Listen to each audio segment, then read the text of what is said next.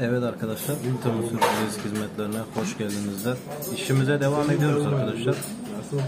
Pasta isteyen varsa, ya olmazsa da Mickey Mouse'lu ayıcık var. Konsept isteyen varsa arkadaşlar, evinize sürpriz yaptırmak isteyenler.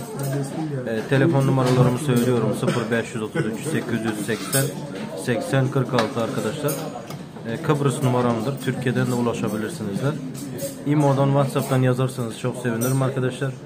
Herkese iyi günler dilerim. Bir de Türkmenistan numaramı söyleyeyim: 65 87 74 14 arkadaşlar. 65 87 74 14. Bayramlar da bu arada bitti. Herkesin bayramlarınız kutlu olsun arkadaşlar. Tüm sürprizler seçenler arkadaşlar, ay sonu çekilişlerimiz mevcuttur. Ay sonunda arkadaşlar 4 milyar 4,5 milyar para beklemekte siz arkadaşlar. Herkese iyi kazançlar, iyi günler dilerim arkadaşlar. Tüm sürprizlere hoş geldinizler.